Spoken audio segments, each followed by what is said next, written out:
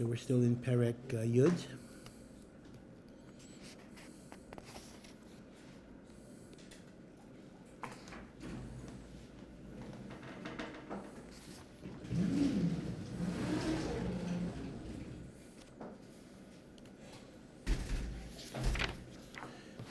Yeah, so here again, these are talking about various inyanim when Hashem judges us after we die.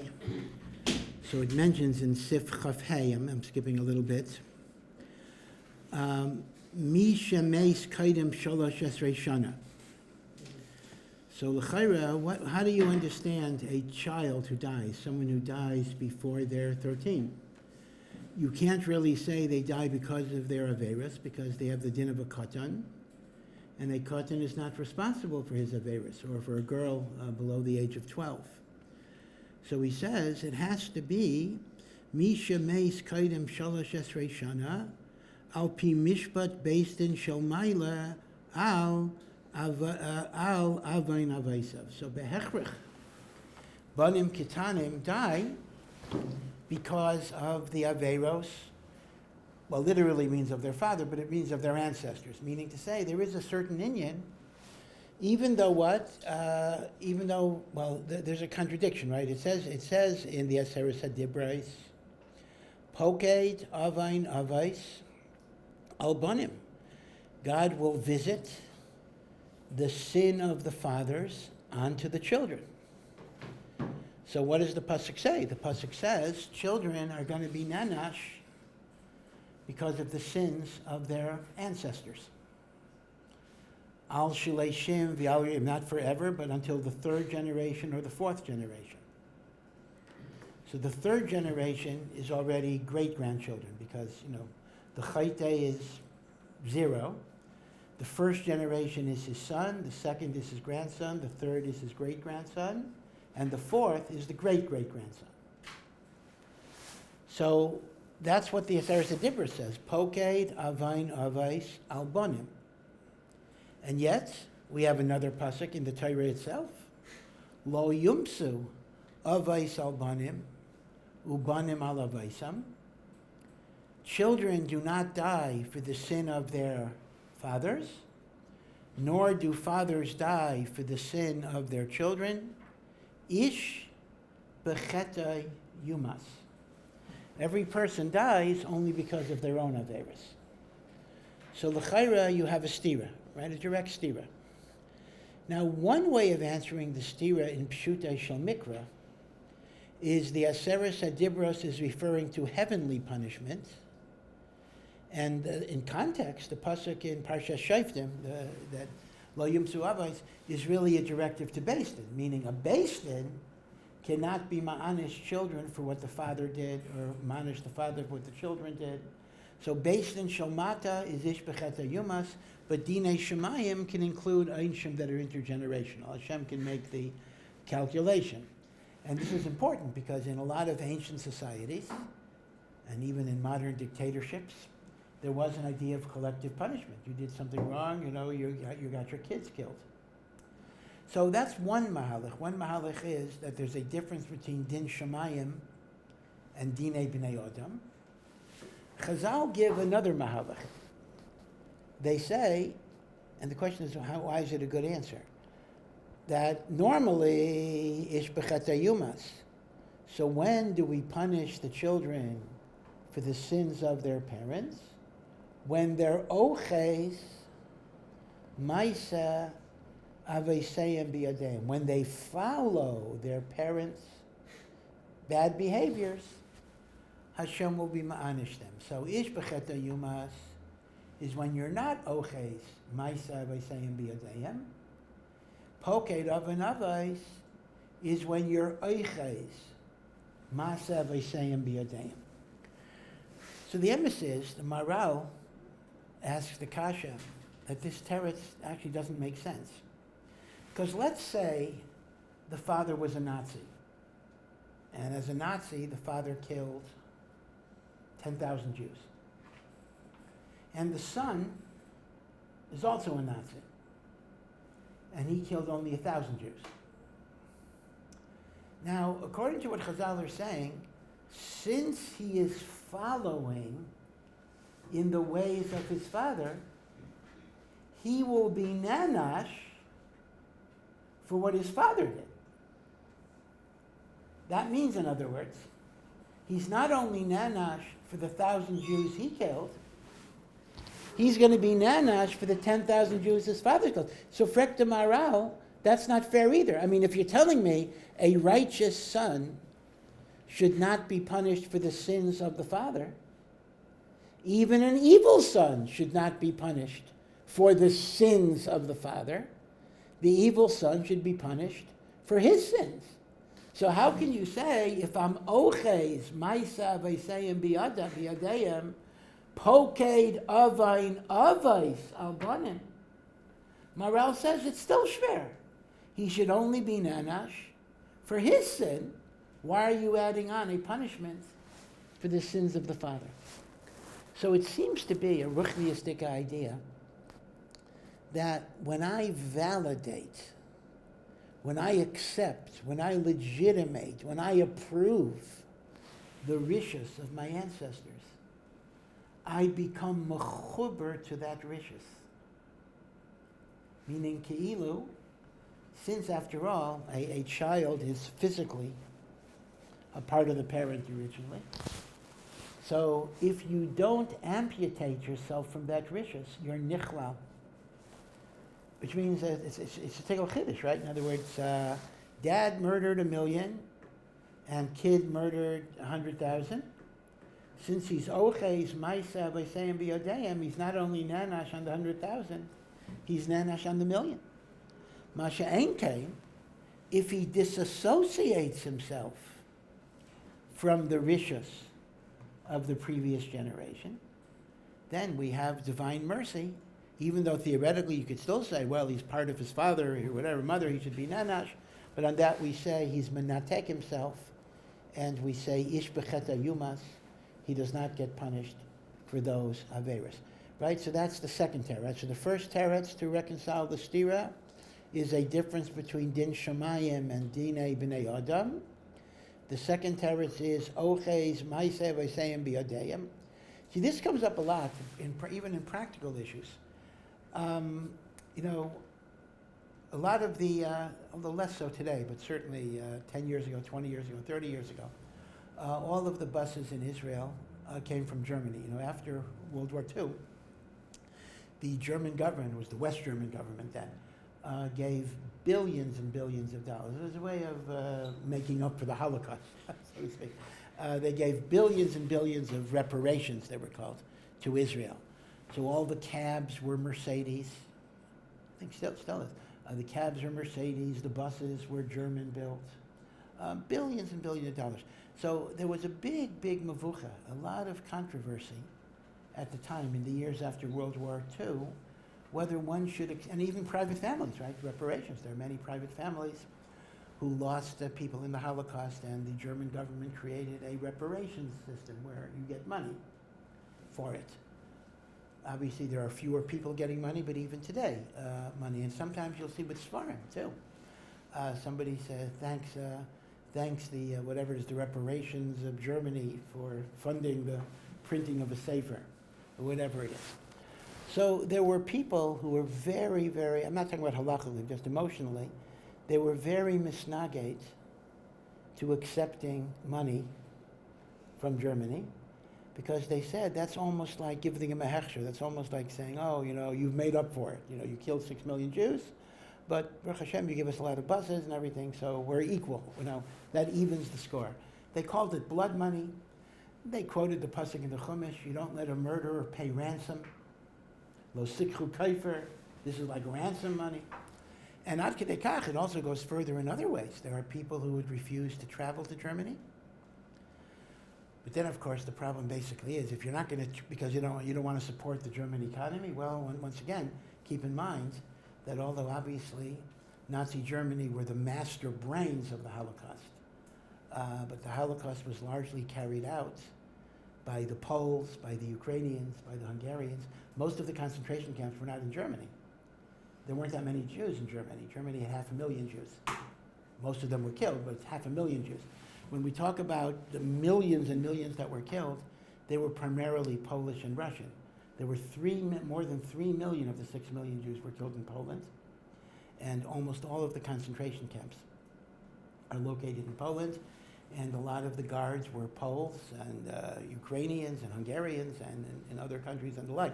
So if you're going to take the position, I don't want to economically support people who murdered the Jews, then Poland is out, Ukraine is out, whatever it is, Hungary is out, and the like.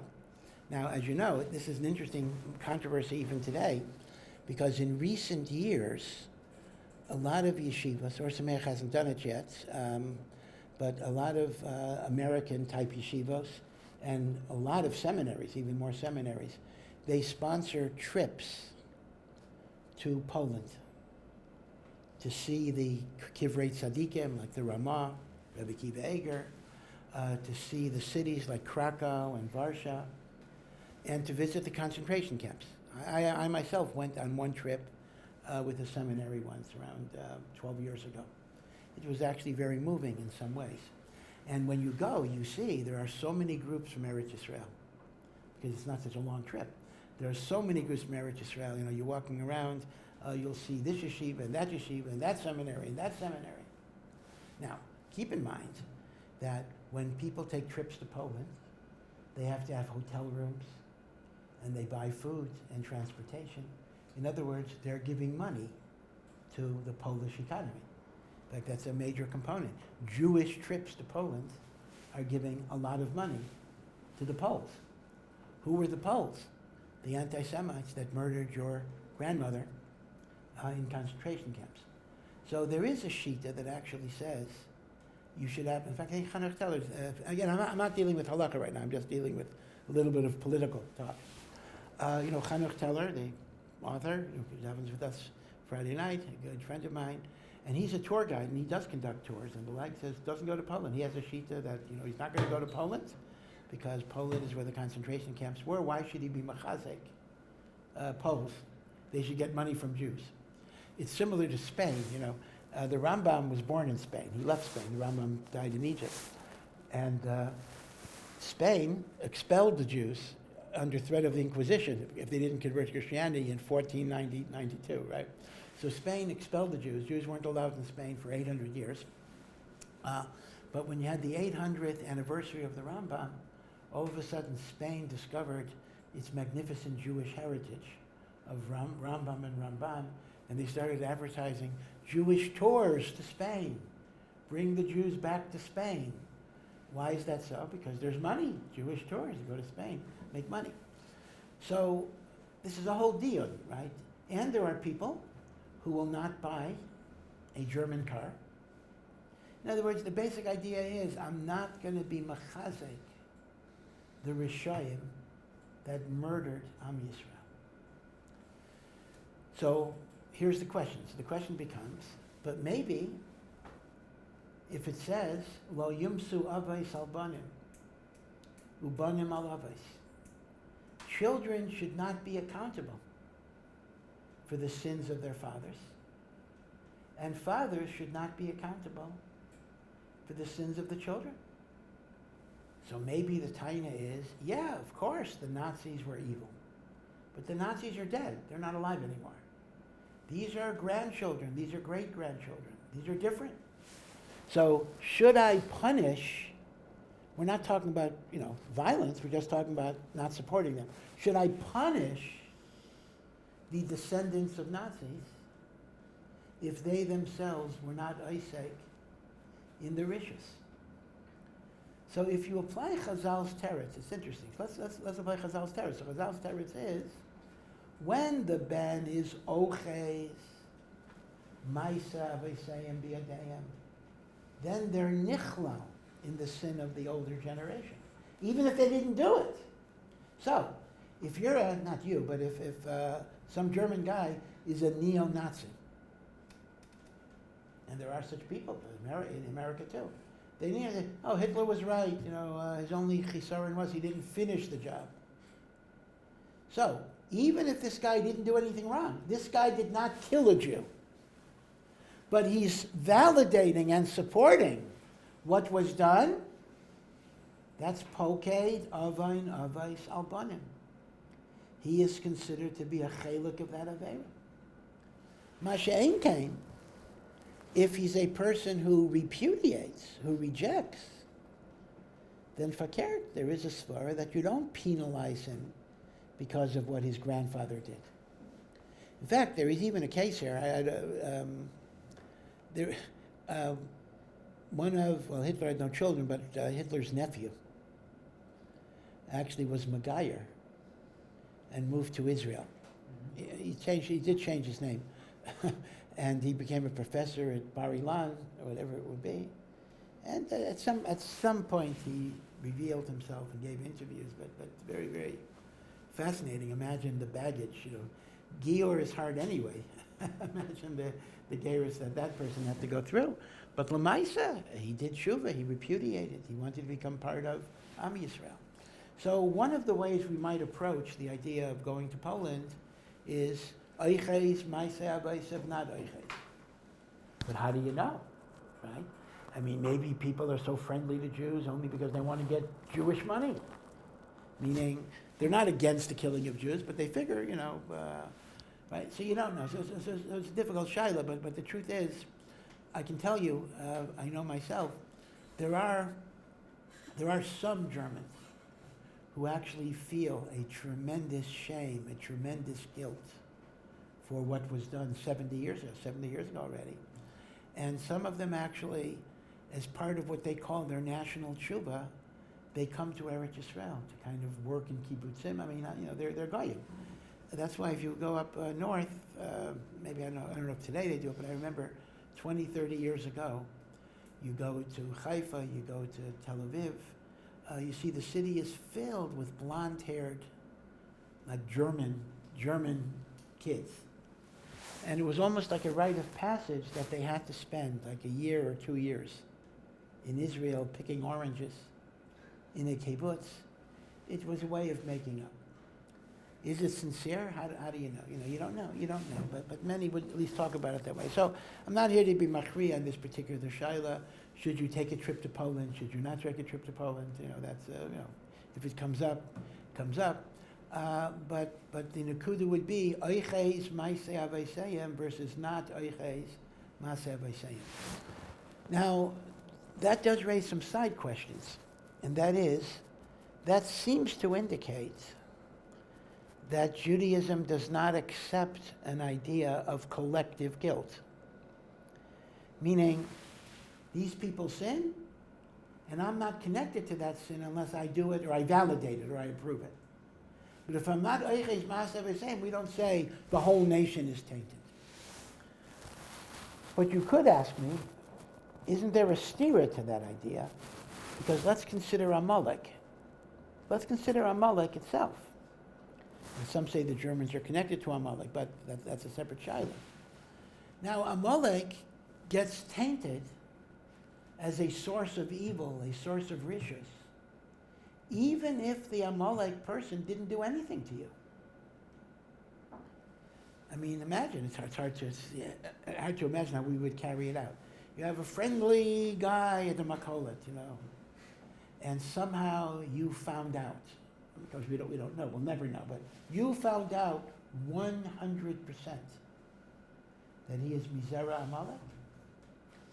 So there are Shitas in Rishayim, it's a Machlekes Rishayim, but some Rishayim say you are mechuyev to kill him. Nice guy, he says good morning every day. He carries your groceries up to the apartment, whatever it is. And you say, thank you very much. You pull out your gun from the house.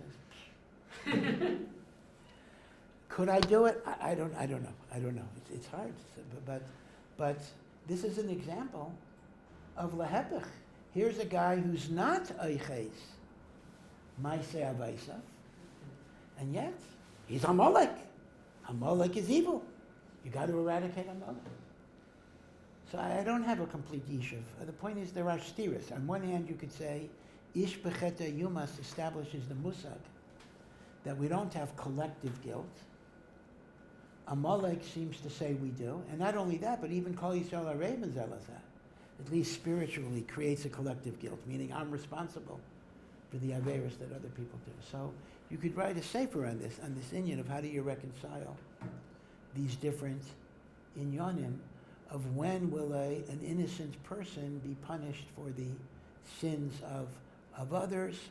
But at least Chazal's answer is only if he validates, only if he supports, only if he believes. So a neo-Nazi, right, pretty amazing, will be nitfas on the Averis of the Holocaust. Even though he didn't do anything. But if he thinks it's good, it becomes his Maisa.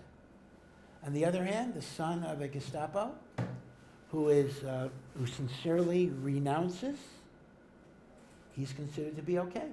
In fact, I shouldn't even call it doing tshuva, because the pshat really is, if he renounces, the chait is not his chait to begin with. It's not al tshuva. If the Nazi renounces, maybe there's tshuva, maybe. But Lagabi, the future generation, if he renounces, the pshat is there was no chait to begin with. You see, that's a little different. It's not you don't need vido. You don't need the gedarim of tshuva to not be an oches, ma'aseh v'seim b'yadayim.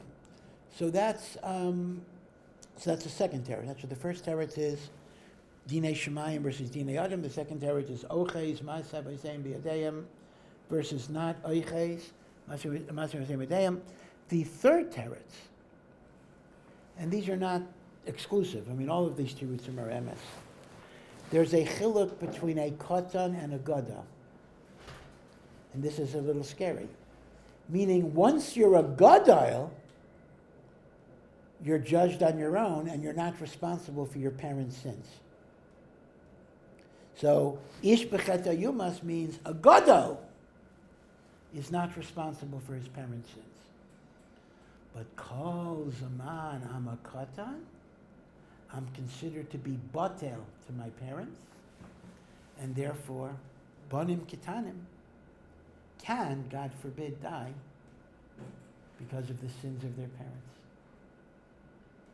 Very scary. But in fact, according to some Meforshim, this is the meaning of the bracha that a father recites either with Shem U'Malchus, and some do it without Shem U'Malchus, the Baruch Atah Hashem, or without Hashem's name.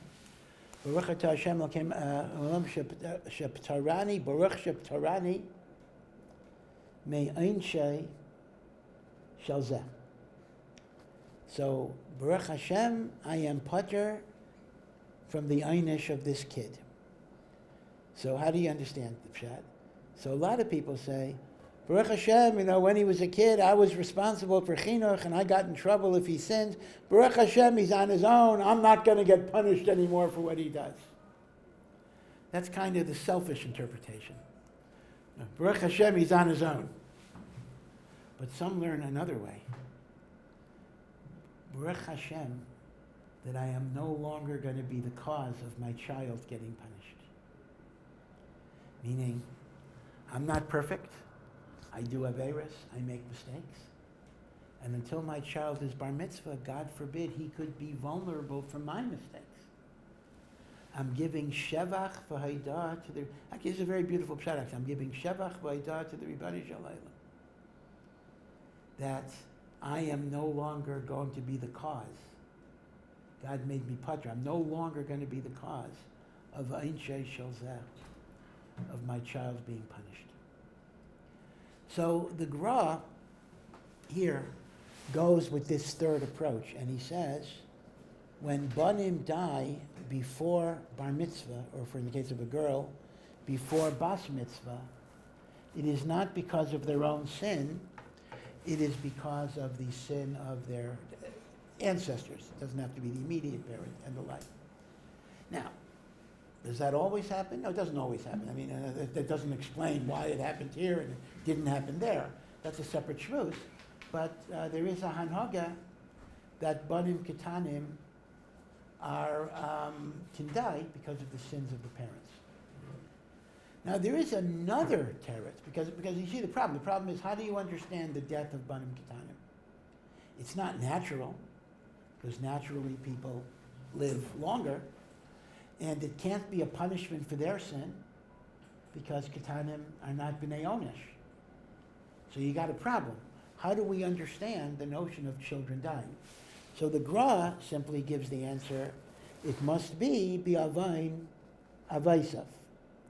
And again, and even that still doesn't answer why, this kid didn't die and that kid, okay, those are obviously we don't know. But they died B'avain Avaisav. But some learn differently. Some learn a different mahalach. Although it's not contradictory. I mean, both things could be true at the same time. Every neshama comes into the world with a predetermined lifespan. There are people who are put into the world to live 100 years. And there are people who are put into the world to live 10 years. And there are people who are put into the world, neshamais, that are put into the world to live 6 months. So when somebody dies, God forbid, at age 10, it's not the pshat, there is some onish which shortened his life. Fakert. He lived the life that Hashem gave. Again, why? Why some neshamas are giving? I don't know. But you see the difference here. You're not assigning an onish. You're simply saying this is the kids for now. It's true that sechuyos could give you more life, and aveiros could give you less life. But it's also true that you have a standard. So when somebody dies, it's not because they're bad necessarily, but it means this was their time. And in fact, maybe they got more time because, let's say somebody dies at 30. So you could say the pshat is he died because of a sin, or you could say, there are three possibilities actually. He died because of a sin, meaning the onesh cuts him down. Or you could say his neshama was born to live only 30 years. Or you could say, oh, his neshama was born to live 10 years, but his zechuyos were such that he was given an extra 20 years of life. So instead of saying his life was shortened, we just don't know. It's possible his life was lengthened. Because if you come into the world, in other words, it's not like people think everybody comes in with 120 years. But through Aveiros, you get short, and therefore if you die young, it must be an Aveira. No. People come in at all sorts of different lengths of life. Now, this is the hezbollah that they give for a very perplexing Gemara. We're approaching already Yamim Naraim. There's a remes, the Sifrei Chassidah say, that you should be thinking of the Avodah of Tshuva in anticipation of Rosh Hashanah Yom Kippur already in the month of Tammuz. It's already late. They say Tammuz, the letters are not in order, but if you spell out the letters, Zaman Tshuva Memashmei Shubah. The time of Tshuva is creeping up. So already in Tammuz, think about Avodas HaTshuva. Even that is a big leniency, because they ask Rav Yisrael Salanter, when are you mascheo to think about Tshuva for the coming year, for the past year? He says, Ne'ilah of Yom Kippur. After you finish Ne'ilah of Yom Kippur, you got to begin Avodas HaTshuva. The raya, of course, is that in the Ma'ariv, Motzei Yom Kippur, Ma'ariv, 2 minutes ago, I just finished Avinu Mal, or 5 minutes ago, I finished Avinu Malkeinu, right? They blew the shofar. Slach lanu Avinu ki chatanu lanu Malkeinu. How many Averis? It's amazing. Maybe we have a capacity, we can do Averis in 5 minutes, maybe the way we daven Ma'ariv, maybe that's the Avera already. We have to ask Hashem, forgive me for this Shemona Esrei, whatever it would be. Okay. So the famous Gemara about Rosh Hashanah Yom Kippur, which I think is relevant here, is it says Hashem has, this is the statement of the Amayra, who I think is not quoted anywhere else in Shas. It's an unusual one. Rav Kruspadai b'shem Rav Yochanan. I think this is the only place Rav Kruspadai is mentioned. And he says there are 3 books that are open on Rosh Hashanah. The book of Tzadikim Gemurim, the book of Rishoyim Gemurim, and the book of the Beinonim, middle of the road people. Tzadikim Gemurim, Nichtavim v'Nechtamim. They are written and they are sealed in the book of life. Rishoyim Gemurim are nichtavim v'nechtamim. They are written and sealed for death. Beinonim, tuluyim biyomdim. They're up in the air, meaning God makes a preliminary judgment on Rosh Hashanah. That's called kesiva, right? Again, this is a metaphor. I mean, it's not a physical book, but the notion is writing a check before you sign it is a preliminary thing. It's not yet a valid check.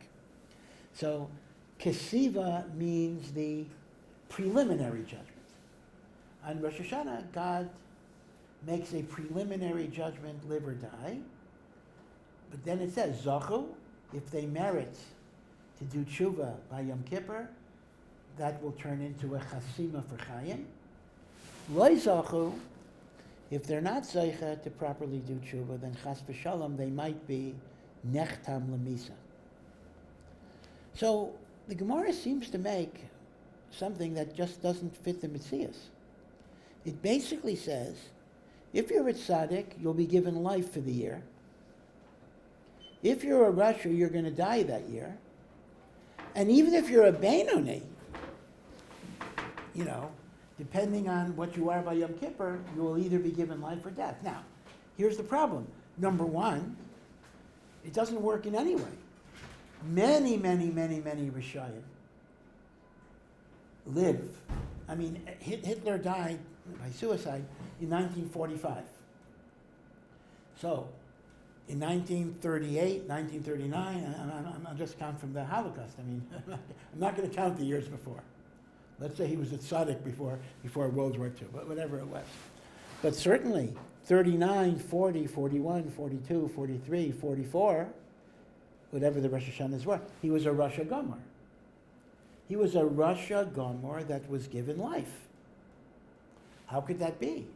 Rishoyim Gemurim are sealed for death. And the other way is fair. Tzaddikim are sealed for life. Now, what does that mean? I mean, a tzaddik is going to die at some age. So, Rav Chaim Kanievsky was nifter in his 90s. I don't remember how old exactly was he? I don't remember. 96? No, 90. He was in his 90s for sure. Rav Chaim Kanievsky was 96, right? So, that means he died around Purim, right? So that means the Rosh Hashanah of that year, he was not inscribed for life. How could that be? Certainly was it tzaddik. So it doesn't work either way. I mean, if you're going to tell me a tzaddik gomer is always going to be nechtav l'chaim, then that would mean a tzaddik would never die. Because the year that he died, he was not nechtam l'chaim. And how can Rishayim live? They're supposed to be nechtam lemisa. It's a very, very perplexing, difficult Gemara. Nechtav l'chaim, nechtav lemisa. So one of the interpretations is this. Let's take the nechtav l'chaim first. Nechtam l'chaim doesn't mean you're going to live the whole year. But it means because you're a tzaddik, Hashem decides you will be allowed to finish all the years that were allotted to you when you came into the world. So, when Rav Chaim Kanievsky came into the world, Me'ezatam Shiyah, I don't know, Hashem decided he would have 95 and a half years.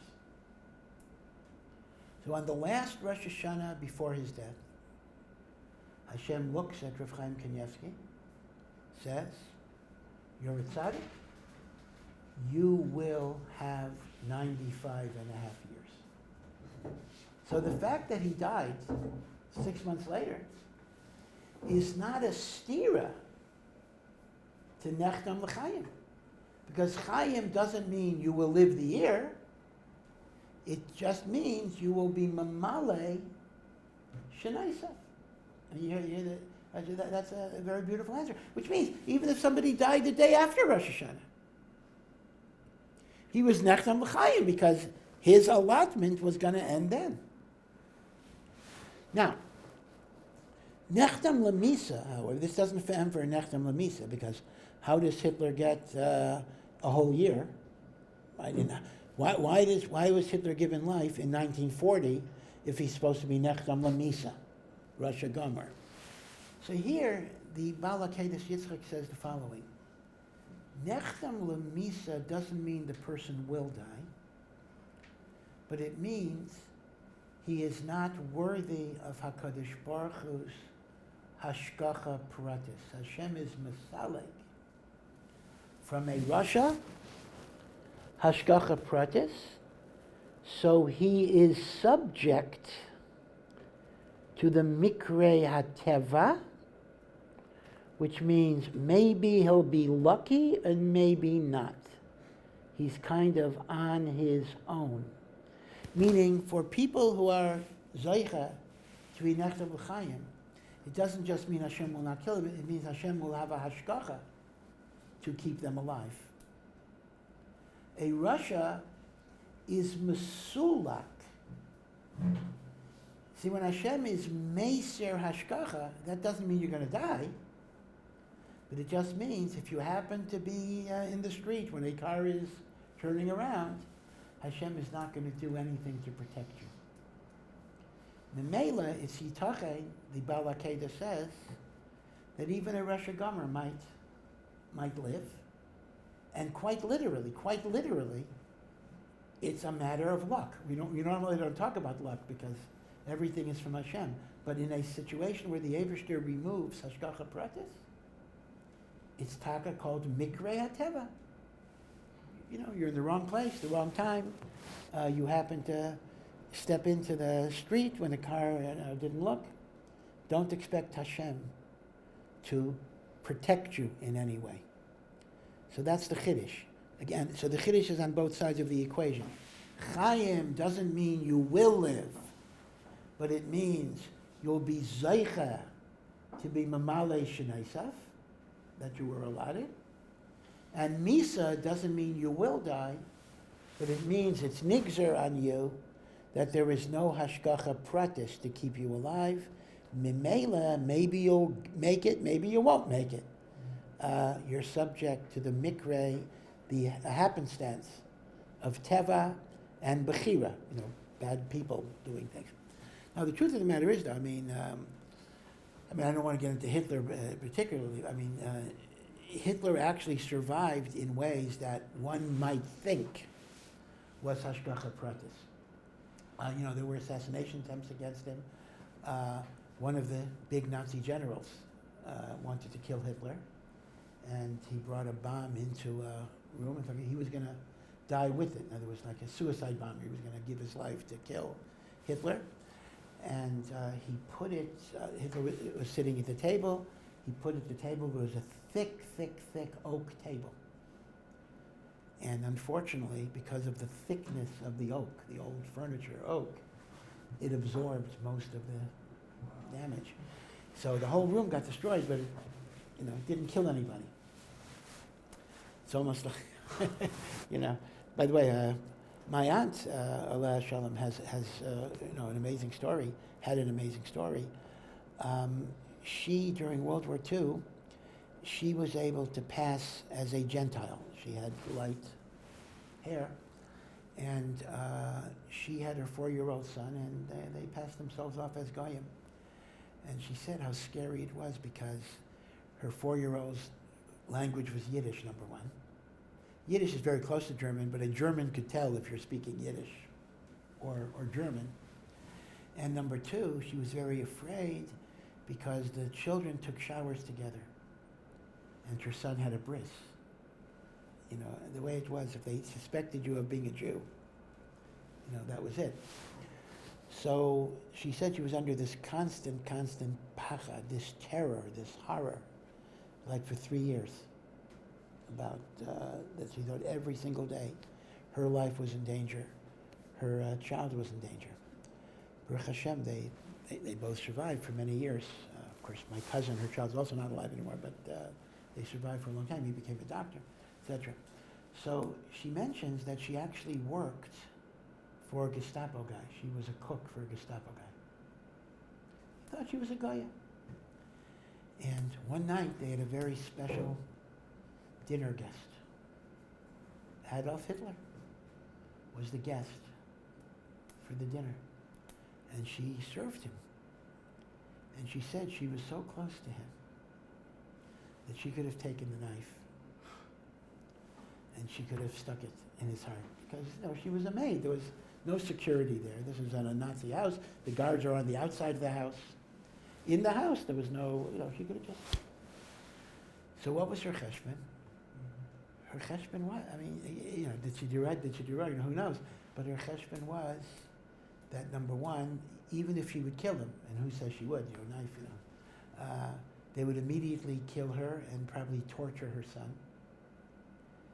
So she said shevi al tasa. She couldn't make the decision. And the truth of the matter is there's logic to it too, because the Nazis themselves, people think, get rid of Hitler, so all the Nazis are tzaddikim and bali tshuva and everything, the Holocaust would end. That's not emes. The emes is there were plenty people who were Sonei Yisrael, and the nakama they would have taken would have been devastating. And we know this historically because there was a Hasidic kid in France who tried to assassinate, I think he did assassinate a Nazi, not Hitler, he assassinated some Nazi, and the Nazis retaliated. They wiped out a city. They wiped out a city because of one Nazi dying. They destroyed a whole Jewish city immediately. So it's not so pashut. If you could, Hitler's a rodif. Of course, halachically, you could kill Hitler. The question is, are you improving the matzav or not? It's not a davar pashut that killing this one guy would have improved the matzav, and for character may have made the matzav much worse. So my aunt's decision could very well have been a right decision. But imagine having to face that decision of killing killing Adolf Hitler. Obviously, what's going on, even though the Bala Kedah learns, there's no hashgacha pratis for Rishon Gemurim. Hashem is Masalik. But sometimes there is hashgacha pratis if it's a time of din, if it's a time of zam, if it's a time of anger. If for whatever reason HaKadosh Baruch Hu was geyser gezeiras alam Yisrael, there may be a hashgacha pratis to allow the rishus to be nimshach. So it's not a hashgacha pratis that Hashem cared about Hitler in any way, but the pshat is the hashgacha was there was such a gezerah alam Yisrael. If there was such a gezerah, so the bad guys have to have the power to carry it out. Again, I'm not giving reasons for anything. I don't know reasons for anything. I'm just saying the mitzias hadvorim was that was a zman of din. In a zman of din, so Hashem will allow things to happen that he would normally would stop. So I'm not sure if you describe it as a hashgacha pratis to the Nazis or a siluk of hashgacha pratis for the shmira of Am Yisrael. You can look at it in two different ways. Okay, so be it as it may, going back to the Gra here, so the Gra basically says that when a child dies before 13, it is because of the sins of his forefathers, although I mentioned the other possibility, this was his allotment. Okay, he doesn't mention that here. Now then he says, if a child dies, not a child, if a person dies after the age of 20, that's because of his averes. Now, and the problem is going to be 13 to 20. Let me explain this, why. The Gemara says that Beisin Shalmata is ma'anesh people from the age of adulthood. So for a boy, it's 13. For a girl, it's 12. Right, so a katan is not a baranshim. Once you're a gadol, you're a baranshim. However, the Gemara says that's only true for dinei b'nei adam. A beistin is ma'anish for people 13. But dinei shamayim, HaKadosh Baruch Hu is not ma'anish until a person reaches the age of 20. Beistin shamayla is not ma'anish until the age of 20. What's the svara for that is not entirely clear to me, because Mimanashach, if we shots up that a kid is 13 And see, if it would have been in reverse, I could understand. I could understand it in reverse. I could say that we would not be ma'anish a kid till he's 20 because we can't judge how mature or intelligent the person is. So maybe he's not a bardas till he's 20. But HaKadosh Baruch Hu, who knows, Hashem can decide that a 13-year-old is smart enough. So I could understand the reversal of allowing Hashem to punish at younger ages because Hashem can assess capacity. It's a little hard to understand it the opposite way. If we are authorized by the Torah to paskin that a 13-year-old kid is mature enough to understand the halacha, and therefore if he's machalel Shabbos with hasra and everything else, we can put him to death, and we don't say, well, he's only a kid, he doesn't know. He's a gadol. So it's hard to understand, I think. So why wouldn't Hashem punish him? What are you going to say? Because Hashem is mesupek if the guy's a bardas? Hashem certainly knows. Keep that as a question. I think the Gemara will be miyash of that question, actually. We'll come to that in a moment. But be it as it may, therefore, if it's true that based in Shomaila is not ma'anish till you're 20, so we can safely say, if you get punished before 13, that's avain avaisaf. If you get punished after 20, that's avain atzmai.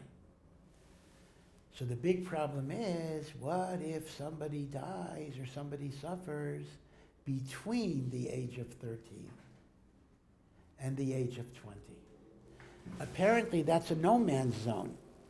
You can't be punished for avain avaisav because once you become a gadol, you're not responsible for avain avaisav, at least if you're not oiches. But you can't be punished for your averis bidei shemayim because the onesh of bidei shemayim is not chal until 20. So you're in a no man's zone. Why does a person die? Now, of course, the Gemara does not. The simple answer would be because that's the guy's allotment. It was nigzer that he would only live. Okay, but the Gemara is not going to that. In other words, if you're looking at death as punishment, how do you understand the sin between 13 and 20? Right, that's the problem he has. So this is what he answers. He answers, Mi shemes mishalosh esrei ad esrim. If somebody dies between the age of 13 and the age of 20, l'chari, you got a problem. Eino bar ancient shalmala. He can't get punished by heaven because he's not yet 20. And he can't get punished for his father's behaviors because he's bar mitzvah. So what's the einish? So the Gemara says, al zeh nemar, on this situation, we have a pasuk in Mishlei that says, yesh nispeh b'loi mishpat. There are those who die without any just cause that we can figure out. Now the Gemara then says, of course everything is betzedek, but in other words, this is the equivalent, I think, of a tzarachian. He's basically saying that deaths between 13 and 20 do not fit any mishpat, any judgment that we understand. Hakol betzedek, meaning we don't have the whole system here, meaning we have certain klalim, but things happen that are yotzei min haklal, and we're not always able to explain it. So the Gemara says, we don't fully understand. We don't fully understand these things, right? And a person has to know that the mishpatim of HaKadosh Baruch Hu are very, very deep. But the other thing I want to share with you is the next one, which is very important, because I had raised a kasha, and I want to show you the Gemara. The Gemara doesn't ask the question that I asked, but the Gemara answers the question that I asked. And I asked the question, what is the logic that we could be ma'anish somebody as soon as he's 13, because we are given reshus by the Torah to determine that he's mature enough, right? We can make the judgment. Now, some 13-year-olds are not b'nei das, really. For example, in secular courts, a 13-year-old who murders, God forbid, is usually not going to be tried as an adult. I mean, there's a juvenile procedure, a different thing. So we can make the judgment that a 13-year-old is a bardas and we're ma'anesh, but the Eibishter is not ma'anesh until 20.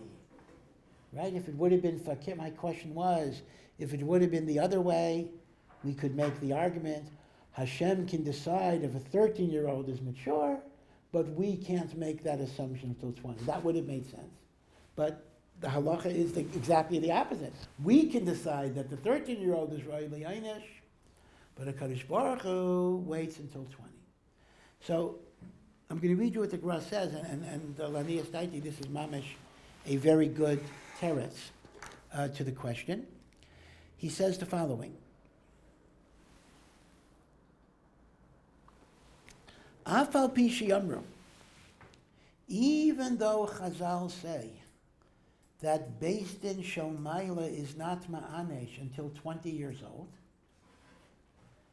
that just means the punishment is not given until you're 20 years old, but at the age of 20 you will be nanash for everything you did from the time you were bar mitzvah.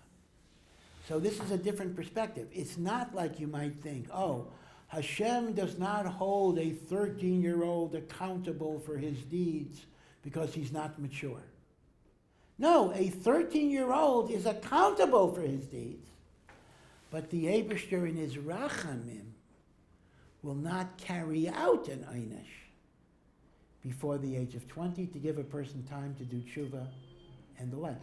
So it's very different. So it's not the pshat, the sin that I committed between 13 and 20, Hashem will not punish me for.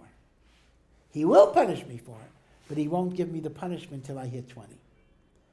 And that may be based on maturity, because it could be a teenager, doesn't always know what he has to do tshuva for. By 20 already, he should be able to figure it out.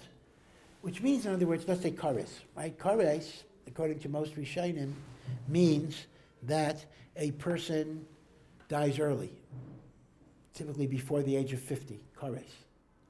But the answer is, Hashem will not give you the kares till 20, meaning you can get it between 20 and 50. He will not give you the onish of kares at 15. Okay? So this, I think, is miyashav maikasha, meaning originally we thought the pshat is you're not accountable till you're 20. And the kasha was, well, in Beis and Shalmata, you're accountable from 13, so why should HaKadosh Baruch Hu give you a break until you're 20? So the Graz Masber, no, Avada, you're accountable from age 13. Elamai, Hashem does not give you the punishment for that until you're 20, which gives you time to do tshuva and be misakein. But once you're 20 years old, you'll be nanash on every avera you did, or at least potentially nanash on every avera you did from the age of 13. This is a very important chiddush. The Gemara is not the only one who says it, but this is not in the Gemara. The Gemara itself does not explain this. The Gemara's lashon simply is, Beis and Shalmata is not ma'anish till you're 20 years old. So this is a very, very important yesod in the meaning of that Gemara. And the Gemara has a beautiful raya from a pasuk in Keheles to this yesod. Mamish beautiful. The pasuk says in Keheles, in a kind of a mocking, sarcastic tone, Shlomo HaMelech is speaking to teenagers who like to have a good time. He says, Smach bachur b'yaldusecha. Rejoice in your childishness, meaning have a good time, drink and do all the stuff you want to do. But v'da, but no, ki al kol eila, on all of the stuff that you're doing, yeviacha Elokim b'mishpat. God will bring you to judgment. So it's a beautiful pshat. Yeah, teenagers fool around. They know God's not going to punish them in their teen years. Beseder. But when you hit 20, you'll be nanash on everything you did as a teenager. That's the meaning of the pasuk. Al kol eila Yeviyacha ha'elokim b'mishpat. So this is an important chiddush. Okay, maybe this is probably a good place to stop. Okay, be it as it may, just a little thought about Tisha B'Av. You know, obviously we're in the middle of the 9 days, and Chazal say in the Yerushalmi, Kol dor shelo nivne b'yomav. Any generation in which the Beis Hamikdash is not rebuilt, Ki'ilu nechrava b'yomav. It is Ki'ilu the Mikdash was destroyed. Now think about that in a specific way. We might have thought, the Yerushalmi's told me a big chiddush. We might have thought, oh, the first Beis HaMikdash was destroyed because they had the worst Averos of Avodah Zarah, Gilei Araya, Shvichus Damim. Or the second Beis HaMikdash was destroyed because of Sinas Chinam. We are not so bad. We don't have those Averos. Elamai, we don't have the extra zechus that you need to get the Mikdash back. Meaning, they were the Rishayim who destroyed the Mikdash, and we're not yet the tzaddikim that get it back. But we're better than them. The Talmud Yerushalmi is mechadesh that's erroneous thinking. You don't need to be an extra tzaddik to get back the Mikdash. You just need not to be guilty of the Averis that were Gerim the Mikdash. Meaning to say, the pshat is, if the Mikdash is not rebuilt, it's Ki'ilu, it's destroyed. So all of the Averis that were Gerim, the Chum, so it's not the pshat, the Mikdash was destroyed. Every second it's being destroyed. It's like, it reminds me a little bit of a joke. The Rav Shimon Shkop, one of the great Rosh Yeshivas, was very, very subtle, very, very deep, very, very complex. Rav Shimon, I don't know if you've had occasion to hear Chidushim of Rav Shimon. And Rav Shimon Shkop has different Chidushim about things, and one of his Chidushim, he was trying to talk to Rav Chaim Soloveitchik, who was Rav Shimon's Rebbe, actually. And Rav Chaim was the source of all of the Samkas. Do we look at Kedushin, a Maisa Kedushin, as you did a Maisa and you create a marriage? Or do we look at the Maisa Kedushin as reoccurring every second? It's Keilu, the Maisa keeps on going. So Rav Chaim didn't like that Chakira. So he said, like the second side, I want to give you a mazel tov. You know, you just got married now. The Kedushin keeps on. He says mazel tov. So sometimes being too abstract is not good. But with the Beis HaMikdash, we understand it exactly this way. It's not that it was destroyed. Every second, we are destroying the Beis HaMikdash. Every generation where it's not nivna, ki'ilu nechrav. So what's our avodah? Our avodah is to rebuild the Beis HaMikdash. What does it mean to rebuild the Beis HaMikdash? It does not mean to bulldoze El Aqsa Mosque or the Dome of the Rock. The Rambam seems to say the tafkid of the physical Binyan HaMikdash is left to Mashiach. And Rashi in Rosh Hashanah learns even more dramatically that the third Mikdash, Bichlal, is not Bidei Adam, it's Yored Min HaShamayim. But we rebuild the Beis HaMikdash by making our heart and soul a makam for the Shechina. Let's go back to the original Tzivoy. To make a Mikdash, which is the commandment of Hashem to Moshe, to build a Mishkan in the Midbar. The Mishkan is the first Beis HaMikdash. V'yasuli Mikdash. Make for me a holy place. V'shachanti b'seicham. So I will dwell in them. Them meaning the Jewish people. And although this is not a Chazal, everyone thinks it's a Chazal. I don't think it's Chazal, but it's brought down in the Shalah and other Svarim that it does not say, make me a Mikdash B'shochanti b'socho, and I will rest my Shekhinah in the mikdash. Rather, make me a mikdash so my Shekhinah will rest in the people, in Klal Yisrael. That's the basis of the words of the Sefer Charedim, person at the time of the Beis Yosef, which is set to music, set to nigunim. Bilvavi mishkan evne. I build a mishkan, a dwelling place of Hashem, in my heart. So how do we rebuild the base? So you read the pasuk in reverse, just like it says, make for me a mikdash, so I will dwell in you. You read it in reverse. If I dwell in you, you will have a mikdash. Meaning we rebuild the Beis HaMikdash by v'shochanti b'seicham, by making our heart and our soul a place for the Shekhinah, by connecting to Torah, by Avas Yisrael, because that was the Aveira of Sinas Chinam and the like. So this is a time where we very much have to think about Yibana HaMikdash. But Yibana HaMikdash only happens when Bilvavi Mishkan Evne. So, B'Yesus Hashem, I hope that all of us will be Zeicha to build the Mishkan Shebelev. And if enough of us do that, I don't know what the critical mass is exactly, but if enough of us do that, the Mikdash will be Yared Min HaShamayim, and Tisha B'Av will be a Zman of Geula B'Yeshua. As the Navi Zechariah says, it'll be a day of Sasin B'Simcha. Now, Hezbollah, I don't know why they give away their days, but who knows what's going on. Hezbollah or Iran, they say they really want to attack us on Tisha B'Av. They probably won't, but who knows. So because Tisha B'Av is such a bad day for the Jewish people. So the truth is, it mamish reminds me of Haman. More in Megillah, right? Haman was so happy. Oh, Adar. Adar is such a bad month for the Jewish people. Haman, Moshe Rabbeinu died in the month of Adar. That's the month to get him.